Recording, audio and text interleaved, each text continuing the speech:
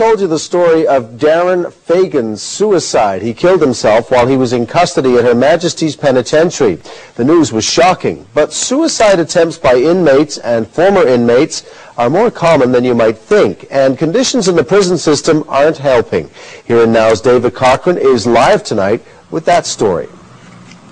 People who work with inmates and people with mental health issues say conditions here at the penitentiary are so bad it makes things worse for people who go in here with mental health problems. Now, there's no evidence to say that this contributed to Darren Fagan's suicide, but they say it's a long-standing problem and it needs to be fixed. From the outside, the walls look strong and everything seems fine. But inside those walls, the penitentiary has long outlived its usefulness.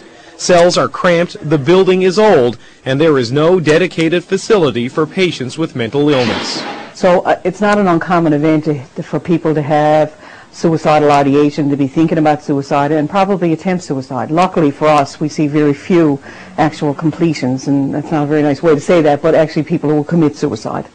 Murphy says inmates are 3 times more likely to suffer from mental illness than most other people.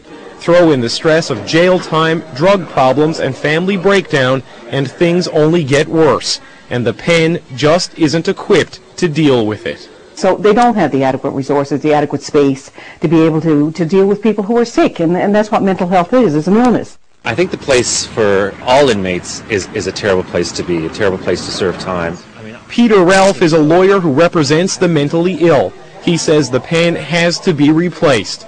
With no proper mental health facility, solitary confinement is often the only way to deal with sick patients. My clients with mental illnesses, it's my experience that they come out much worse than when they went in.